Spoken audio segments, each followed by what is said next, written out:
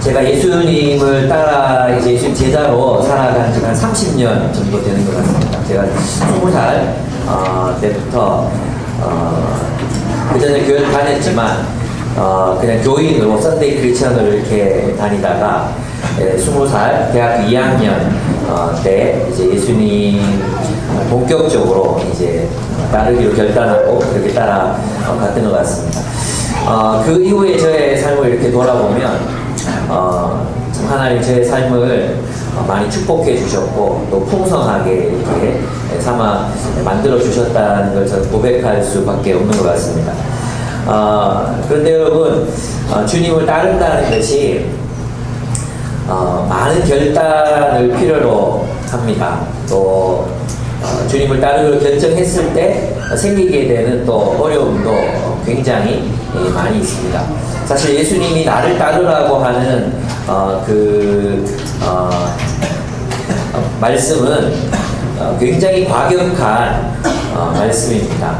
그래서 우리의 상식을 뛰어넘는 그런 이야기들입니다. 그래서 오늘은 저와 함께 이제 첫 시간인데요. 이제 로마서가 끝났잖아요. 이제부터 제가 언제 끝날지 모르겠습니다. 언제 끝날지 모르겠지만 하나님 나라를 위한 제자도라는 제목으로 끝날 때까지 몇 달이 될지 모르겠지만 말씀을 좀 전하도록 하겠습니다. 사실 제자도에 관한 이야기, 또 예수님 제자로 살아가는 삶에 대한 이야기들은 80년대 굉장히 많이 이렇게 다루어지고 또 설교되었던, 또 책도 많이 나왔던 그런 이야기들이었습니다. 근데 어느 순간 이제 이 제자 훈련 뭐 이런 것들이 이 교회에서 실패하면서 제자란 말 자체가 교회에서부터 많이 멀어지게 된 것 같습니다. 제자 좀 오랜만에 듣는 느낌이 들지 않습니까? 내가 예수 그리스도의 제자다. 제자가 무엇인가? 제자도의 뭐 대가, 뭐 제자도 이런 이야기 우리 오랜만에 들어보는 것 같지 않습니까? 오랜만에 우리 예수의 제자로 잘 살고 있는지 한번 점검해보고 또 예수님의 그 제자도, 하나님 나라를 위한 제자도가 우리에게 요구하는 것이 무엇인지 또 살펴보는 그런 귀한 시간이 되었으면 좋겠습니다. 예수님께서 제자들을 부르고 계십니다. 부른다는 말은 그냥 이름을 부른다는 뜻입니다. 우연아 이렇게 은기야 뭐 이렇게 이름을 부른다는 뜻입니다. 그리고 주님은 그들을 부르시고 따라오라고, 나를 따라오라고 명령하십니다. 이 부르심을 우리가 뭐라 합니까? 소명이라고 합니다. 부르심을 이제 한자로 바꾸면 소명인 것입니다. 그래서 우리의 소명은 그를 따르는 것입니다. 소명의 본질은 예수를 따르는 것에 있습니다. 무슨 직업을 가지거나 직장을 가지는 게 소명이 아닙니다. 사람들이 자꾸 착각하는 것이 내가 무슨 직업을 가질 것인가, 그 직업을 갖게 되는 그 소명을 발견한다고 생각합니다. 소명은 이미 우리에게 주어져 있습니다. 뭐냐 하면 우리를 부르심입니다. 주님이 우리를 따라오라고 부르심입니다. 그 부르심에 순종하는 것이 소명에 순종하는 것입니다. 그래서 소명은 무슨 직장을 구하는 것이 아닙니다. 심지어 선교사나 목사가 되는 것도 소명이 아닙니다. 소명은 주님이 부르신 그 자리에서 예수를 따르는 것입니다. 예수님을 따라가는 것입니다. 목사가 돼도 예수를 따르지 않을 수 있습니다. 그죠? 우리 오늘날 매스미디어를 통해서 얼마나 많이 나오고 있습니까? 예수를 따르지 않는 목사들, 예수를 따르지 않는 선교사들, 예수를 따르지 않는 그리스도인들. 어떤 직업을 가지는 것은 부차적인 문제입니다. 문제는 우리가 예수를 따를 것인가, 그곳에서 내가 예수를 따르는 사람으로 살아갈 것인가 하는 것이죠. 그것이 소명의 본질이라고 할 수 있습니다. 그 나머지는 그냥 우리 소명이 이루어지는 장소에 불과한 것입니다. 그래서 우리의 소명은 예수를 따르는 것입니다. 근데 여러분, 부를 때는 목적이 있죠. 어릴 때, 요즘은 아파트에는 별로 그런 일이 없는 것 같아요. 옛날에 아파트가 없고, 이제 휴대폰도 없고, 이럴 때는 유보가 부릅니다, 밖에서. 초등학교 다닐 때 생각나십니까? 유보가 밖에서 막 부릅니다. 성철아! 왜 부릅니까? 놀자고 부르는 것입니다. 모든 부르심에는 목적이 있습니다. 유무가 놀자, 영희야 놀자 부르는 것입니다. 그러나 집 안에서 엄마가 시끄럽다 너 집에 가서 놀아라 이렇게 합니다. 왜 부르십니까? 지금 예수님께서는 제자들을 부르고 계십니다. 베드로야, 안드레야, 야고보야, 요하나, 정현아, 선미야 부르십니다. 놀자고 부르신 것 같지는 않습니다. 왜 부르십니까? 자기를 따라오라고 부르십니다. 따라오라. 뭘 같이 하자는 건데 도대체 뭘 같이 하자고 부르시는 것 같습니까? 무엇을 함께 하자는 것입니까? 예수님이 지금 우리 17절에서 읽었잖아요. 뭐가 왔습니까? 천국이 왔습니다. 하나님 나라가 세상으로 도래했습니다. 그래서 이제 뭘 같이 하자는 거예요? 그 하나님 나라 함께 세우자 이 이야기입니다. 예수님, 그래서 소명은 우리가 제자가 되고 예수를 따라가는 그 주님이 부르시는 그 목적, 소명의 목적은 하나님 나라를 이루는 것입니다. 그래서 우리가 제자가 된다는 것은 하나님의 나라를 위해서 살아간다는 것을 의미한다는 거예요. 여러분 아셔야 돼요. 우리는 신자가 되고 제자가 되는 게 아닙니다. 많은 사람들이 믿고 나서 제자가 된다고 생각해요. 반대입니다. 제자가 되고 신자가 됩니다. 여러분 우리가 제자가 되지 않으면 예수가 어떤 분인지를 알 수 없습니다. 다시 말하면 예수를 따르지 않고는, 예수와 함께 가지 않고는, 예수가 원하시는 그 삶을 함께 살아가지 않고는 우리는 예수를 믿는 자가 될 수 없습니다. 왜? 예수를 알 수 없기 때문에. 여러분 그래서 오늘은 많은 그리스도인들 또 개신교인들이 예수를 알고 예수를 믿으려고 합니다. 예수를 알고 예수를 믿으려고 하지만 예수를 따르지 않기 때문에 예수를 알 수 없습니다. 여러분 누가 예수를 알겠습니까? 여러분 우리 이제 리더들하고 신학의 역사를 이제 공부를 했습니다. 이제 가정숙에서 역사에 관심 많은 이제 정숙자매가 우리 역사를 좀 알아야 되겠다. 그래서 제가 그럼 우리 아리스토 맥그라스의 신학의 역사를 공부할까? 좋다고 모든 사람들이 다 좋아 공부하자고 이렇게 돼서 이제 신학의 역사를 공부를 했거든요. 첫 장 100페이지까지 읽어라 그래. 다 읽고 나서 이런 걸 우리가 왜 공부해야 되는지 모르겠다. 이런 걸 우리가 왜 공부해야 되는지 모르겠다고 그런 이 피드백을 니들이 하자고 했잖아. 그래서 지금 이제 중세 겨우 나가고 종교교육 나가는데 제가 일방적으로 설명을 해야 될 것 같은 불리한 예감입니다. 그럼 신학의 역사를 보면 예수님을 따랐던 사람들의 이야기가 아니라 논쟁했던 신학자들의 이야기가 정리되어 있습니다. 그래서 이제 그 이야기들 속에서 우리는 믿는다는 걸 어떻게 이해하느냐 하면 맞아 하나님 삼위일체 하나님 단성론 아니야, 예수님 단성론 아니야, 예수님 그래서 예수님은 하나님이시며 인간이셔, 동시에 인간이셔, 이걸 믿는 것, 이걸 믿으면 우리 신자가 된다고 생각하는, 이런 걸 믿으면 하나님 한 분 하나님, 그 하나님 전능하신 하나님, 전지하신 하나님, 그 하나님을 믿으면 우리 신자가 된다고 생각해요. 그리고 성경은 전혀 다르게 이야기합니다. 우리의 알미 우리를 신자로 만들어주는 것이 아니라 우리의 따름이 우리를 신자로 만들어주는 것입니다. 오늘 한국의 그리스도인들이 왜 잘못된 신을 섬기고 하나님을 믿는다고 하면서 하나님이 아닌 다른 신들을 섬기고 있는지 아십니까? 알지만 따르지 않기 때문에. 그들의 알은 그냥 추상적인 것에 머물러 있고 삶은 그리스도를 따르지 않기 때문입니다. 여러분 따라야 예수가 누군지 압니다. 따라야 예수가 그리스도인지 알게 됩니다. 따라야 예수가 그리스도인지 알았기 때문에 믿게 됩니다.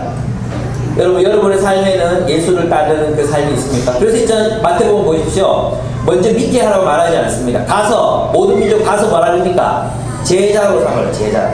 가서 제자 삼는 게 먼저예요. 제자를 삼고 그리고 뭐하라 그랬습니까? 가르쳐 지키게 하라. 내가 너희에게 분부한 것을 가르쳐 지키게 하라. 그리고 나서 뭐예요? 세례 주는 거예요. 공동체로 받아들이는 것입니다. 여러분 제자가 되지 않고는 그리스도인이 될 수 없습니다. 사실 그리스도인이라는 말도 어떤 뜻입니까? 작은 예수 뭐 이런 얘기만 하잖아요. 아니에요. 그리스도인이란 말은 그 왕을 따르는 자들이라는 뜻이에요. 그리스도인이란 말은 그 왕을 따르는 자들이라는 뜻이에요. 여러분 따르고 계십니까? 예수를 따라가고 계십니까? 예수가 왜 우리를 부르십니까? 여러분 있잖아요. 그 김구 선생님이 김구 선생님이 지금 살아계시다 생각해봐요. 우리 교회 와서 함께 예배를 드리시고 나서 야 수찬아 이 나랑 가자. 지금 우리가 이제 일제시대라고 생각해요. 일제시대인데 수찬아 니 힘 좀 쓰겠다. 나랑 같이 가자. 이게 무슨 얘기입니까? 같이 놀자는 얘기입니까? 아니죠. 니 총 들고 나랑 같이 싸우자. 이런 얘기 아닙니까? 예수님 지금 제자를 부르시는 것은 바로 그런 의미입니다. 야, 나랑 같이 가자. 무슨 말입니까? 나랑 같이 하나님 나라를 위해서 싸우자. 하나님 나라를 세상에 한번 건설해보자. 정말 새로운 나라를 한번 세워보자. 주님이 우리를 부르실 때는 바로 그 목적으로 우리를 부르시는 것입니다. 여러분, 그래서 예수님의 제자가 되는 것은 공자의 제자가 되는 것하고 다릅니다. 가르침을 배우고 진리를 배우고 해서 우리는 자꾸 이제 제자가 된다 그러니까 서당에서 이제 회초리 맞아가면서 뭐 간전, 따지, 뭐 가마솥에 누룽지 이런 거 외우는 거라고 우리가 자꾸 생각하잖아요. 산상수훈을 외우고 알고 예수님이 우리 나를 따르라 그럴 때는 우리를 혁명가로 부르시는 것입니다. 혁명가로. 우리가 예수님을 따라간다는 것은 그와 함께 그분이 세우시기를 원하시는 그 새 나라, 새로운 나라, 그 나라를 세우기 위해 따라간다는 것을 의미하는 것입니다. 예. 그런데 저는 참 황당한 게 뭐냐 하면 예수님 입장에서는 부를 수 있어요. 나랑 같이 가자. 따라와라. 할 수 있어요. 근데 저는 진짜 이 본문을 읽으면서 황당했던 게 뭔지 아십니까? 제자들이 따라갔다는 거예요. 제자들이 막 이렇게 그물질 하다가 따라오라고 그러니까 그냥 버려두고 그물을 손질해서 막 이게 개껴야 되거든요. 이게 다 떼고 이렇게 개가지고 이렇게 올려놓고 가야 되잖아요. 가버려요. 아버지랑 같이 아버지랑 같이 그물을 던지고 이렇게 있다가 따라오라 그러니까 아버지 혼자 내비두고 그냥 따라가는 거예요. 얼마나 황당합니까 여러분. 이들이 무슨 체면에 걸린 것입니까? 예수님이 따라와 따라와 해가지고 예수님이 이상해져가지고 가는 것입니까? 본문에는 생략이 되어 있지만 사실은 이제 이전에 이 사람들이 예수님을 자주 여러 번 만났습니다. 어렴풋하지만 그들은 예수님에게서 메시아를 보았습니다. 베드로는 밤이 맞도록 수고했지만 밤이 맞도록 수고했어요. 그리고 밤이 맞도록 그물질을 했습니다. 그렇죠. 한 마리의 물고기도 얻지 못했습니다. 근데 그 새벽에 예수께서 나타나셔서 네 오른편으로 그물을 던지라고 말씀하셨을 때 그는 순종했습니다. 그래서 어떻게 됐습니까? 그는 얻은 것이 없이 해변으로 들어왔지만 예수님이 그물 싣고 있을 때니 다시 나가서 그물질 하라 그랬을 때 그는 그물을 던졌습니다. 그물을 던졌을 때 그물이 찢어질 만큼의 물고기를 얻었습니다. 그때 그는 예수 그리스도의 신성을 발견합니다. 그가 하나님의 아들이심을 직감합니다. 그가 찢어질 듯이 육중한 그물을 끌어올렸을 때 그의 두 팔로 느낀 것은 바로 예수의 능력이었습니다. 이것은 이 사람은 보통 사람이 아니다. 그래서 배를 이제 해변에 대고 어떻게 했습니까? 꿇어 엎드려 경배하면서 주여 나를 떠나소서 나는 죄인으로 소이다 라고 말하게 되는 것입니다. 또 정직한 자 나다나엘이 있었습니다. 이 사람 어땠습니까? 그는 나무 아래에서 늘 묵상했습니다. 이스라엘의 운명과 하나님 나라가 어떻게 올 것인지를 늘 묵상했습니다. 이것은 그의 아주 은밀한 사생활이었습니다. 아무에게도 밝히지 않았던 그의 내밀한 비밀이었습니다. 그리고 이스라엘의 타락을 그렇게 가슴 깊이 울고 그리고 이렇게 탄식했던 그런 사람이었습니다. 그런데 바로 예수께서 그 안에 그의 정직함을 보셨습니다. 그가 하나님의 나라를 기다리고 있는 자라는 사실을 알아차리셨고 그것을 말씀하셨습니다. 그는 아무에게도 밝히지 않은 그 내밀한 비밀을 알아차린 예수에게서 불꽃 같은 눈을 가진 하나님의 시선을 체험했더랬습니다. 그래서 그들은 완전히 예수가 어떤 유의 메시아인지는 몰랐지만 이분에게서 특별한 능력과 신성이 감지되는 것을 그들 아마도 느꼈을 것입니다. 그리고 생각했을 것입니다. 안드레는 심지어 우리가 메시아를 만났다라고 자기 친척들에게 이야기하고 다녔어요. 우리가 메시아를 봤다. 그 안드레가 나다나엘에게 우리가 메시아를 만났다. 이렇게 얘기하지 않습니까? 그래서 그들끼리도 토론을 많이 했을 겁니다. 저 사람이 베들레헴에서 온 목수, 이 목수라는 게 나무를 많이 쓰는 사람을 생각하잖아요. 근데 이 목수는 어떤 사람이면 집 짓는 사람이에요. 집 짓는 사람. 집을 짓는 그런 사람이거든요. 목수 아들인데 저 사람 과연 메시아일 수 있을까? 자기끼리 막 토론했을 거예요. 그러면서 막연하게 어떤 메시아일 수 있겠다라는 생각을 가졌을 것입니다. 저도 예수님을 그런 식으로 따랐던 것 같습니다. 저는 성경에서 예수님을 읽었습니다. 저는 그가 하늘에서 온 분이 아니라면 할 수 없었던, 해낼 수 없었던 말들을 발견했습니다. 이 이야기는, 이 교훈은, 이 가르침은 사람이 낼 수 없는 것이다. 저는 그런 진리들을 발견하고는 마치 운석을 주운 것처럼 흥분하고는 했습니다. 조작인 것만 같아 보였던 그런 기적들이 조작일 수 없었음을 발견했을 때 나는 내 모자를 벗고 무릎을 꿇고 그를 경배할 수밖에 없었습니다. 부활, 그 절망할 수밖에 없게 만든 세상의 소식들에 눈을 감아버리고 피해버리고 싶을 때에도 그 부활의 사건 앞에서 나는 두 눈을 부릅뜨고 다시 일어설 수밖에 없었습니다. 여러분, 우리는 이렇게 성경을 통해서 예수를 알게 됩니다. 여러분도 그랬을 것입니다. 예수 믿는 사람들의 삶을 보면서, 혹자는 예수 믿는 사람들의 삶을 보면서 예수가 하나님일 수 있겠구나. 또 이 공동체에 참여하면서 이 사람들이 믿는 하나님은 무언가가 있겠구나. 아마 여러분들 마음속에 그런 어렴풋한 감각들이 여러분 안에 있었을 것입니다. 그리고 어떤 책들을 읽거나 또 사고하고 묵상하는 가운데 여러분들 나름대로 예수님이 바로 그 그리스도라는 사실에 대해 확신을 하시게 되셨을 것입니다. 이제 예수님이 우리를 부르십니다. 우리를 부르십니다. 옥미야, 혜선아, 동현아, 우리를 부르십니다. 어찌 하시겠습니까? 왕 되신 그분께서 새로운 나라를 건설하자고, 옛 세상을 대체할 새로운 세상을 만들자고, 이 부패하고 폭력이 시달리고 있는 옛 세상을 대체할 수 있는 새로운 나라, 하나님 나라, 하나님 나라를 함께 세우자고 하나님이 여러분을, 예수님이 여러분을 부르고 계십니다. 저는 그분을 따르기로 젊은 시절 결단했습니다. 그분을 따라 하나님 나라의 백성이 되고 또 하나님 나라의 전사가 되기로 작정했습니다. 왜냐하면 예수님께서 세우시고자 하시는 그 하나님의 나라가 너무나도 아름다웠기 때문입니다. 세상에 이런 나라가 없었기 때문입니다.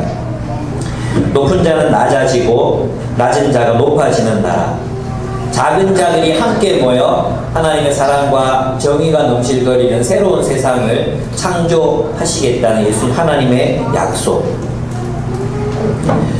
왕이 종의 발을 씻겨주는 나라, 왕이 백성을 위해 목숨을 바치는 나라, 어린아이들과 여인들이 중심에 있는 나라, 작은 자들이 예수님과 함께 만들어가는 하나님의 나라, 정의와 공평과 사랑이 넘치는 인자와 공의의 나라. 예수님이 여러분을 부르십니다. 여러분 그냥 이름을 부르시는 이유는 여러분을 행복하게 만들어주겠다고 부르시는 게 아닙니다. 예수님이 여러분을 부르시는 이유는 여러분의 인생을 좀 펴게 만들어주겠다. 그걸 위해 부르시는 게 아닙니다. 함께 하나님의 나라를 세우자. 야, 나랑 같이 갈래? 나랑 같이 갈래? 여러분 이제 이게 진짜 약간 프로포즈 비슷한 거예요. 우리 형제들이 자매에게, 자매 나랑 결혼해 줄래요? 똑같은 거예요. 그럴 때 여러분은 결단을 해야 되겠죠. 자, 자매, 나랑 결혼해 줄래요? 어떻게 하시겠어요? 믿을 만한 놈이 못 되거든 노 하셔야 되겠죠. 그죠? 이 사람과 함께 이루어갈 새로운 가정을 꿈꾸면서 우리는 예스 하게 됩니다. 여러분, 부르심에 대해서는 많은 사람들이 다양하게 반응합니다. 못 들은 척 하는 사람도 있습니다. 우리 애들 키워보면 이제 아침에 일어나서 학교를 가야 되잖아요. 그러면 잡니다. 자는 척하고 현은아 분명히 깼습니다. 이게 눈썹이 꿈쩍거렸거든요. 계속 자는 척하고 있습니다. 우리 명은이는 최근에 한 2주 전에 굉장히 혼난 적이 있었는데, 얘가 이제 이 체력이 좀 완전히 완전 소진해버리는 스타일이거든요. 막 놀다가 막 다 그냥 푹 뻗는 그런 스타일이에요. 그래가지고 이제 차에 타면 주로 자요. 근데 있잖아요, 이제 집에 가까이 오면 인기치기 하면서 얘가 깼다는 게 느껴지거든요. 근데 계속 누워있어요. 왜 그런지 아십니까? 계속 자는 척을 해야 이제 업어주거든요. 업어서 집까지 데려다 주거든요.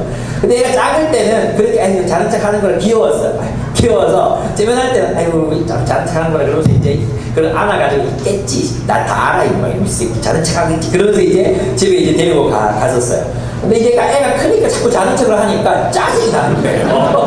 애가 먹기도 하고 또 집도 많은데 계속 지 혼자 자고 있는 척을 하면, 그래서 버릇을 고쳐주려고 일부러 문만 닫아놓고 저 위에 먼저 가버리고 위에서 이렇게 나오나 오나 이렇게 지켜본 적도 있고 그래요. 그래서 한 10분이 지나도 안 오잖아요. 몇 번 가서 이제 얘를 데리고 오니까 얘 마음속에 확신이 생긴 거예요. 아빠가 데리러 온다 이런 확신이 생긴 거예요. 그래서 계속 누워있는 거예요. 하루는 그냥 한 30분 지나도 내버려뒀거든요. 그랬더니 문을 닫고 이러면서 왔어요. 그날은 저희 집에서 이제 차가 멀리 떨어져 있는 곳이었는데 그냥 애나 모르겠다 하고 버릇을 고쳐야지 하고 갔거든요. 그랬더니 막 울면서 예, 할머니 집에 가가지고 아빠가 나를 버리고 갔어. 또 찾아온 적이 있었습니다. 최근에 나도 그래가지고 이제는 이제 다 컸으니 그러면 안 되겠다 싶어서 야단을 쳤거든요. 예, 여러분 혹시 주님이 부르시는데 모른 척하고 계시지 않습니까? 예. 여러분 우리 교회만 나온다고 해서 부르시면 응답하는 게 아니잖아요. 예, 또 이런 사람들이 있습니다. 무시하는 거죠. 그냥 안 듣는 거죠. 그냥 대답만 해놓고 뭉기적거리는 것입니다. 우리 현은이 예 그러고 밥 먹으러 와야지 안 와. 계속 뭉기죠. 야 빨리 오라니까 간다니까요. 야 빨리 와 이것만 해놓고요.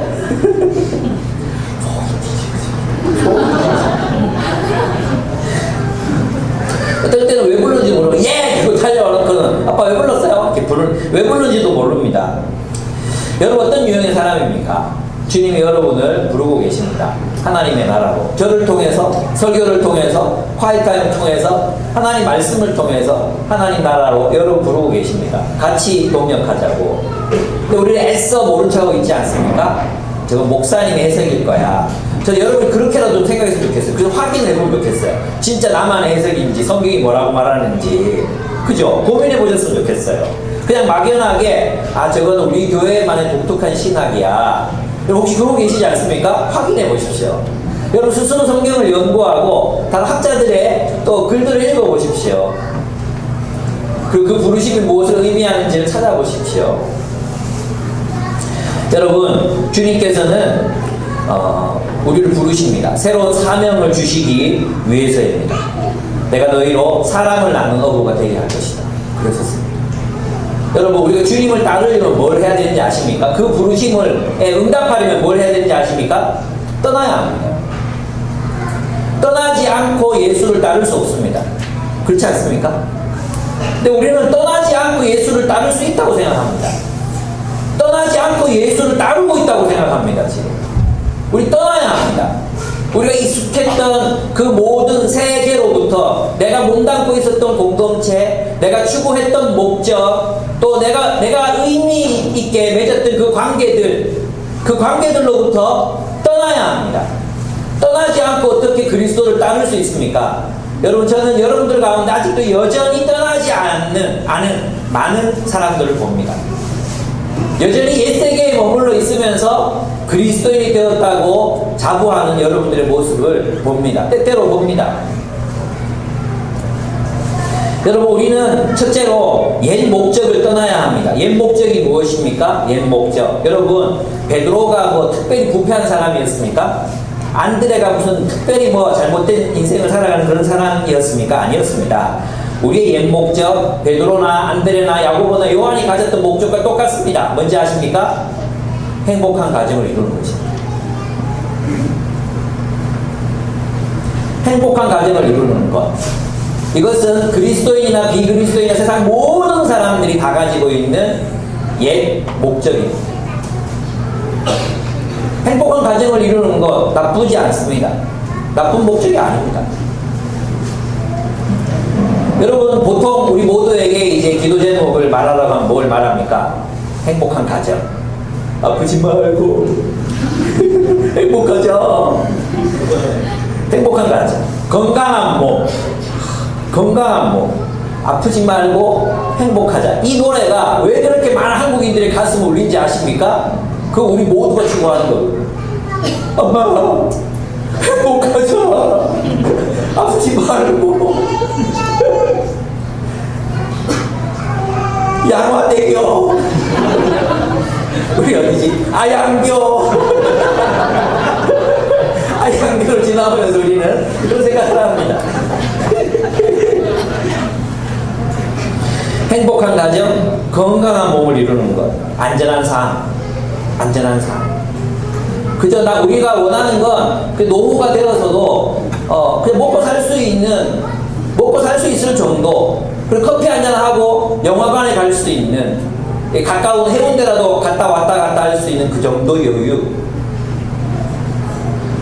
직업적 성취, 내가 하는 일에서 사람들에게 인정받고 뭔가를 이루어내는 일, 이게 다 우리의 옛 목표입니다. 옛 목적들입니다. 베드로도 그렇게 살았습니다. 나쁘지 않습니다. 베드로와 안드레 그리고 세베대의 아들들은 무엇을 위해 살았겠습니까? 바로 이것을 위해 살았습니다.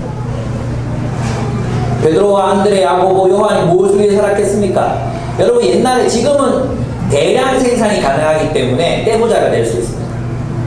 대량 생산이 가능하기 때문에 떼부자가 될 수 있어요. 그러나 고대 사회에는 떼부자가 될 수 없어요. 남의 것을 빼앗지 않는 한 떼부자가 될 수 없어요. 그죠? 아니, 기껏 조그마한 배 한 척에 그물질을 쎄빠지게 해봤자, 시간, 또 노동력, 이런 게 다 한계가 있었잖아요. 그죠? 그래서 하룻밤에 얻을 수 있는 게 한계가 있어요. 열심히 일해봤자 그냥 행복하게 살아가는 것 그 자체가 목적이었던 거예요. 대량 생산이 가능해지고 유통이 가능해지면서 이제 떼부자들이 생겨나기 시작한 거죠. 베드로와 안드레가 그들이 원했던 게 무엇이? 그들은 뭐 떼부자가 되는 게 그들의 꿈이 아니었습니다. 행복한 가정을 이루기 위해 있어야 할 적당한 수입. 물고기들이 그물질 할 때 좀 딴 데 가지 말고 좀 잡혀줬으면, 물때 던질 때 밑에 좀 있었으면, 그런 게 그들의 어떤 작은 바람이었을 것입니다. 그리고 그 일을 계속할 수 있는 건강이 없으면 일을 할 수 없으니까 그 일을 계속할 수 있는 건강, 폭풍 후에 배가 깨지거나 생명이 위태로워지지 않는 것, 또 지금의 생활을 유지할 수 있을 만큼의 어획량, 그리고 동네 사람들하고 친밀하게 지내는 것, 자신의 부모님과 아내와 자신의 가족들이 별 탈 없이 그리고 화목하게 잘 지내는 것, 아마도 그들이 바랬던 것은 그것이었을 것입니다. 그런데 그들의 그러한 평온했던 삶에 이제 폭풍우가 몰아닥칩니다. 예수께서 오신 것입니다. 그들을 부르십니다. 그리고 자기를 따라오라고 하시며 그들이 사람을 낳는 어부가 될 것이라고 말씀하십니다. 하나님의 나라를 위해 살자는 것입니다. 하나님의 나라를 위해 떠나라는 것입니다. 여러분, 예수님께는 예수님을 따르는 것보다 더 중요한 것은 없습니다. 예수와 함께 하나님의 나라를 위해 사는 것보다 더 중요한 것은 없다고 주님이 말씀하십니다. 다른 말로 하면, 여러분 있잖아요. 저는 오늘 우리 젊은이들이 많이 모인 교회잖아요. 때때로 여러분의 가족이 하나님 나라보다 더 중요하다는 느낌을 받을 때가 있습니다. 여러분 어떻습니까?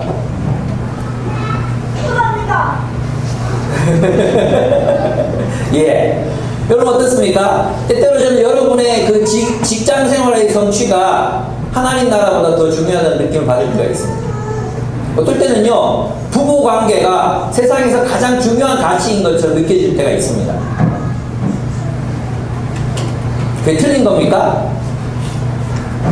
틀린 거 아닙니다. 그러나 예수님이 여러분을 부르실 때, 예수님이 여러분을 부르십니다. 여러분 있잖아요.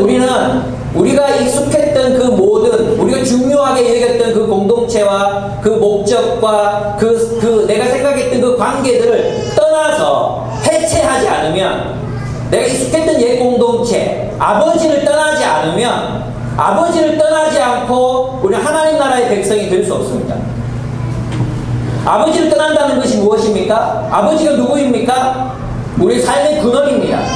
우리 공동체에 내가 소속되어 살아가는 그 공동체 권위입니다. 권위. 가장 중요한 것입니다. 아버지를 떠난다는 것은 내가 소속되어 살았던 옛 세상을 떠난다는 것입니다. 내가 중요했던 옛 세상의 가치들과 목적과 목표, 그리고 의미 있었던 그 모든 관계들, 그 이전에는 아버지가 중심이 된 가족이 가장 중요한 관계였다면, 이제 예수님께서 그들을 부르실 때는 이제는 나보다 더 가족을 중요하게 만든다. 내가 이루어가야 될 이 공동체보다 제자들의 이 공동체, 우리가 떠나자고 할 때, 가서 복음을 전하자고 할 때 우리가 함께 가야 된다.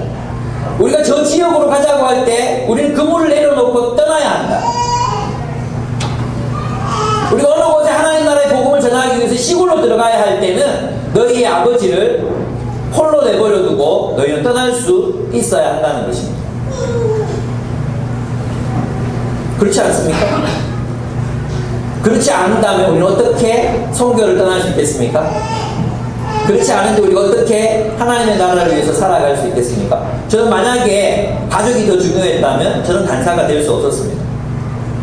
저는 목회를 선택하지 않았을 것입니다. 여러분에게 가장 중요한 가치는 무엇입니까? 예수님이 여러분을 부르십니다. 나를 따라 나와 함께 가자고 부르십니다. 그것은 하나님의 나라를 여러분의 삶의 최우선순위에 두라는 것입니다. 그렇게 해석하지 않고 이 본문을 어떻게 다른 방식으로 해석할 수 있겠습니까? 여러분, 우리 이런 본문을 해석하면서 자꾸 어떻게 해석하는지 아십니까? 진짜는 예수님이 정말로 그렇게 말씀하신 게 아니야. 그렇습니까? 제자들 어떻게 살았습니까? 이후로 그들의 우선순위는 재정립되었습니다. 여러분, 예수님께서 왜 우리에게 이렇게 말씀하시느냐 하면, 우리의 우선순위가 하나님 나라를 중심으로 재정립되지 않으면 우리는 옛 세상에서 고통받는 인생을 살아갈 수밖에 없기 때문에. 구원은 소속의 변화라고 제가 여러분에게 어거지로 피드백 쓰라고 해서 여러분 많은 사람들이 이제 썼습니다. 어거지로 써라고 해서 썼습니다. 거기 보면 구원 소속의 변화라고 많은 사람들이 정확하게 이해하고 그렇게 피드백을 썼습니다. 우리는 정말로 우리 소속이 변화됐습니까? 여전히 우리는 세상 사람들하고 똑같이 우리의 가정이 제일 중요하고, 여전히 우리는 우리의 직업이 제일 중요하고, 여전히 우리는 부부관계가 제일 중요합니다. 성경 어디에 그렇게 부부관계가, 가정이, 직장이 하나님 나라보다 더 중요하다고 말하고 있죠? 굉장히 도발적인 얘기를 하고 있습니다. 제가 이 얘기를 할까 말까 굉장히 망설였어요. 이렇게 끝내야지 이게 자극이 되는데, 사실 세배대의 아들들은 다시 집으로 돌아가 아버지를 섬깁니다. 이 얘기 안 해야 되는데. 베드로와 안드레는 다시 고기잡이 하면서 주님을 따릅니다. 완전히 그 직업을 포기한 게 아닙니다. 달라진 게 있습니다. 그들의 우선순위가 하나님 나라를 위해서 재조정되었다는 것입니다. 여러분 있잖아요. 여전히 옛 가치에 따라서 우리의 가족이 가장 중요하고 아버지의 명령이 가장 중요하다고 여기면서 하나님 나라도 동시에 따를 수 없습니다. 우리 직장생활이 가장 중요하다고 여기면서 하나님 나라를 또 중요하다고, 그것이 최고의 가치라고 여기면서 살아갈 수 없습니다. 우리 건강도 마찬가지입니다. 우리 모든 것을 하나님의 나라를 위해서 살라고 주님 말씀하십니다. 누구든지 자기 십자가를 지고 자기를 부인하지 아니하면 나를 따를 수 없다 그랬습니다. 누구든지 제자가 되려면 쟁기를 들고 뒤돌아보는 자는 하나님 나라에 합당하지 않다고 말씀하셨습니다. 심지어 자기 아버지를 장사하는 자리에서도 주님이 뭐라고 말씀하십니까? 죽은 자들로 죽은 자를 장사하게 하고 너는 나를 따르라고 말씀하십니다. 누구든지 형제와 자매를 미워하지 아니하면 하나님 나라에 들어올 수 없다고 말씀하셨습니다. 주님께서는 가족 안에 불화가 있을 것이라고, 하나님 나라를 받아들이는 순간 평화가 있는 게 아니라 가정 안에 불화가 일어날 것이라고 말씀하셨습니다. 내가 너희에게 평화를 주러 온 것이 아니라 칼을 주러 왔다고, 불을 던지러 왔다고 주님이 말씀하셨습니다. 이것은 무하마드가 얘기한 것이 아니라 예수께서 하신 말씀입니다. 여러분, 우리가 진짜 우리 인생을 도로 찾는 유일한 방법은 옛 세계를 파괴하고 예수님의 세계로 돌아가는 것입니다. 예수님이 중요하다고 여기는 것을 중요하게 여기고, 예수님께서 가자고 하시는 곳에 가고, 예수님께서 이루고자 하시는 공동체를 함께 이루어가는 것입니다. 그것이 제자도입니다. 그것이 이루어지지 않고 해방과 구원은 없는 것입니다. 하나님 나라는 세상 속에서 결코 세워질 수 없습니다. 제자들은 옛 목적을 떠나 예수님의 목적으로 들어갑니다. 하나님 나라의 제자도는 우리의 우선순위를 재배열할 것을 요구합니다. 예수님은 행복한 가정, 부부관계의 친밀한 안정된 직장생활이 우리의 최고의 우선순위가 될 수 없다고 말씀하십니다. 나를 따르라. 하나님의 나라를 위하여 살라고 주님이 말씀하십니다. 그래서 하나님 나라를 위한 제자도는 떠날 것을 요청합니다. 옛 공동체를 떠나고, 아버지를 버리고 떠나고, 배를 버리고, 그물을 버리는 것입니다. 그리고 예수께 의존해서 사는 것입니다. 여러분, 제가 하는 말을 오해하지 마시기 바랍니다. 제가 하는 말은 단순하지 않습니다. 깊이 묵상해 보시기 바랍니다. 예수께서 왜 그렇게 극단적으로 말씀하신 것입니까? 예수님께서 왜 이렇게 극단적으로 말씀하고 계십니까?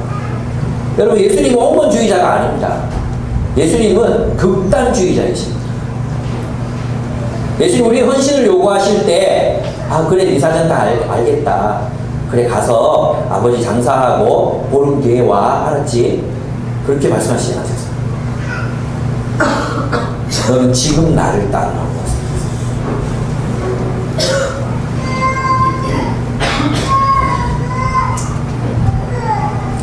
그래서 우리의 관계는 주님 안에서 새롭게 또 재정이 되어야 하는 것입니다. 아버지가 제일 중요한 게 아니에요. 이 아버지가 상징하는 바가 뭔지 아시겠습니까? 아버지의 질서. 그 아버지의 질서. 이걸 넘어서지 않고 가족이라는, 혹은 내가 속해 있었던 익숙했던 그 공동체가 가지고 있었던 그 일반적인 원리 있죠? 그걸 넘어서지 않으면 우리 하나님 나라의 백성이 될 수 없어요. 주님은, 여러분 있잖아요. 우리 그거 있죠? 우리가 그렇게 해야만 주님께서 우리의 삶을 다시 새롭게 만들어 주실 수가 있어요. 우리가 떠나지 않으면 새롭게 형성될 수 없어요. 떠나지 않은 채로는 새롭게 형성될 수 없습니다. 떠나야 합니다.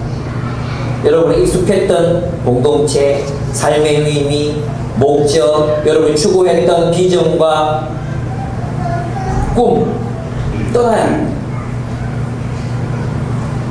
그리고 주님께서 말씀하신 우선순위에 따라 여러분의 삶의 우선순위가 새롭게 매겨져야 한다는 것입니다. 여러분, 무엇을 위해서 그 직장을 가지려고 하십니까? 무엇을 위해서 여러분의 가정이 행복해야 된다고 믿습니까? 무엇을 위해서? 여러분, 예수님은 특별히 제자들을 부르실 때 마음씨 좋아 보이는 세베대의 집에서 아들들을 불러오신 게 아니었습니다. 여러분, 이제 세베대의 아들들이 누구죠? 야고보와 요한입니다. 야고보와 요한. 별명이 뭐였죠? 우르의 아들, 번개의 아들이었습니다. 이 아들들의 성격은 누구한테서 배웁니까? 저 아버지한테 배웁니다. 그러니까 이 세베대 두 아들들이 성질이 대단했잖아요. 이 세베대가 호락호락한 사람이 아니었어요. 유한 사람이 아니었어요. 그 말은 무슨 말입니까? 여러분, 이 부모를 아버지를 그물 씻고 있는 아버지, 그물을 막 씻고 있는, 그물을 막 씻고 이제 개 끼고 막 이러고 있는데 예수님이 가자 그럼 가는 거예요. 아버지 혼자 일하게 놔두고. 이런 시기들이 어디 있습니까? 이런 때는 처리를 어디 있습니까? 그게 동양의 우리들의 생각이에요. 그죠? 근데 예수님 뭐라고 말씀하십니까? 예, 나를 따르는 것이 더 중요하다고 말씀하십니다. 이게 예수 믿는 것입니다. 우리 옛 가족, 옛 사회, 옛 가치, 옛 목적, 옛 꿈, 옛 비전, 이 모든 것들은 다 해체되어야 합니다. 그리고 주님 안에서 새롭게, 우리 해체된 그 모든 것들이 주님 안에서 새롭게 재정이 되고 새롭게 우선순위가 매겨져야 하는 거예요. 사실 이렇게 도발하고 끝내려고 그랬는데 여러분이 너무 힘들어할까봐 왜 얘기해요? 여러분, 그 스티븐 코비의 7가지 성공하는 사람들 7가지 습관 보셨죠? 안 읽으신 분들은 꼭 읽어보십시오. 그 책에 보면 어떤 사람은 삶의 중심이 가정에 있어요. 어떤 사람은 친구에 있어요. 어떤 사람은 성취에 있어요.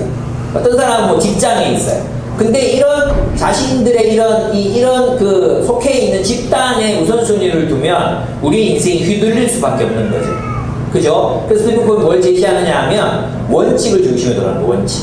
원칙을 중심에 두면 가정, 직장, 또 인간관계, 친구관계 이 모든 것들이 다 이제 제자리에 균형을 찾게 된다. 그게 이제 스티븐 코비가 말하는 원칙 중심 리더십이에요. 근데 여러분, 우리는 거기 그 원칙에 누구를 넣으면 됩니까? 예수 그리스도를 넣으면 돼요. 주님이 원하시는, 주님이 중심에 가면, 여러분 그 사형리 뭐 많이 비판하잖아요. 사형리 복음 전도하는 거. 근데 사형리가 말하는 것의 가장 핵심적인 게 뭡니까? 우리 인생에 의자가 있죠. 의자가 있는데 그 의자에 내가 앉아 있을 때는 삶이 막 너무 막 혼잡한 거예요. 혼란스럽죠. 그죠? 그런데 예수님을 주인으로 모시네요. 그럼 의자에 예수님을 앉혀놓으면 어떻게 됩니까? 모든 삶이 균형을 잡는 것입니다. 여러분, 이 말이 의미하는 바가 무엇이냐 하면 우리는 정말로 예수 그리스도를 우리의 삶의 중심에 두어야 한다는 것입니다. 그렇게 되기 위해서는 여러분의 옛 세계를 떠나야 해요. 떠나지 않고는 그리스도를 따를 수 없습니다. 여러분, 떠나셨습니까? 떠나지 않은 채로 예수도 붙들려고 하고 계십니까? 여러분이 막 굉장히 막 어떤 인생의 문제를 막 고민하고 선택해야 되고 이럴 때 막 복잡해지죠. 왜 복잡해지는지 아십니까? 둘 다 가지고 싶거든. 둘 다 가지고 싶으면 복잡해지는 거예요. 근데 있잖아요. 하나님 안에서 주님이 원하시는 대로만 살자 결정해버리면 결정하는 게 그렇게 어렵지 않습니다. 여러분, 옛세계를 떠나십시오. 우리 하나님 나라 안에서 가족을 섬기든지 가족 안에서 하나님 나라를 섬기든지 둘 중에 하나인데 가족 안에서 하나님 나라를 섬길 수는 없어요. 왠지 아십니까? 가족보다 하나님 나라가 더 크기 때문에. 여러분의 가족의 윤리, 가족의 가치 속에 하나님 나라를 넣을 수가 없어요. 둘 중에 하나예요. 그냥 우리는 하나님 안에 우리의 가정을 둘 수밖에 없어요. 하나님 나라의 가치 속에 우리의 가정, 우리의 직장생활, 우리의 모든 것을 둘 수밖에 없습니다. 그럴 때 제자를 찾습니다. 그럴 때 주님은 때때로는 우리가 아내와 불화하게 될 것이라고 말합니다. 우리가 하나님 나라를 우선순위에 두고 살아가게 될 때 내 원 가족과 갈등을 빚을 것이라고 말합니다. 왜? 그들이 요구하는 것과 하나님이 요구하는 것이 다를 때는 갈등이 일어날 수밖에 없습니다. 내가 하나님을 섬기기 때문에 갈등이 불가피할 때가 있습니다. 그것을 고난이라고 부르는 것입니다. 직장이 요구하는 것, 세상이 요구하는 것과 하나님이 원하시는 것이 다를 수 있습니다. 우리에게 그런 갈등이 일어나지 않는다는 것은 어쩌면 세상의 순응에서 살고 있기 때문인지도 모릅니다.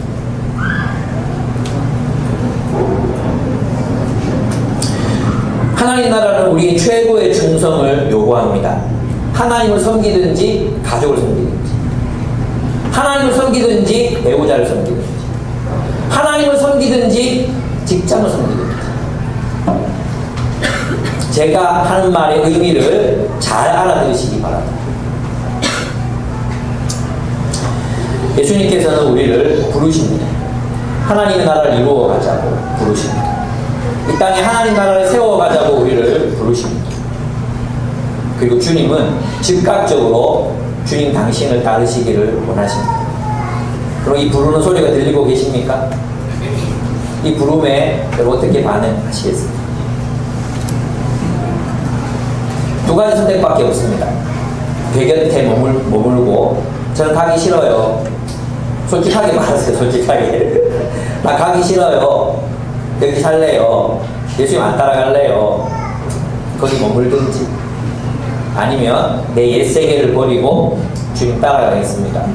아니, 무슨 일이 생길지 몰라요. 내가 어렴풋하게 발견한 그분의 메시아됨, 그분의 신성, 그분에게서 발견한 그 신비, 그것을 따라 그분과 함께 모험의 길을 떠나든지. 아직까지 저는 많은 분들이, 우리 중에 대부분의 사람들이 주님을 따르기를 결정했다고 저는 믿습니다. 그러나 아직도 많은 사람들이 예수를 따르는 것 같아 보이지만 여전히 예수를 따르지 않고 있는 사람들도 우리 가운데 있습니다. 여러분에게 무엇이 여러분의 최고의 충성을 받아야 될지 스스로 한번 돌아보시는 시간이 되었으면 좋겠습니다. 예, 여러분 마음에 궁금한 게 많아졌죠? 네. 순모임 때 숙직이들에게 물어보시고 해결을 가졌으면 좋겠습니다. 먼저 그 나라를 구하십시오. 주님을 따르십시오. 주님 안에서 새롭게 여러분의 삶을 재조정하시기 바랍니다. 주님을 따라가십시오. 그것이 소명입니다. 우리 함께 기도하겠습니다.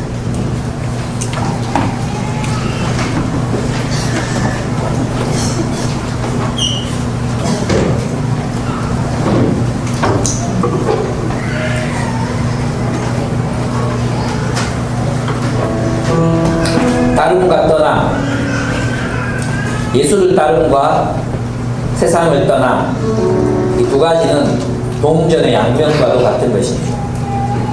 이것은 빛의 파동과 입자와도 같은 것입니다. 우리는 떠나지 않고 따를 수 없습니다. 우리는 따르기 위해 떠나야 합니다. 여러분이 떠나지 못하고 머물러 있는 그곳이 어디인지 한번 돌아봤으면 좋겠습니다.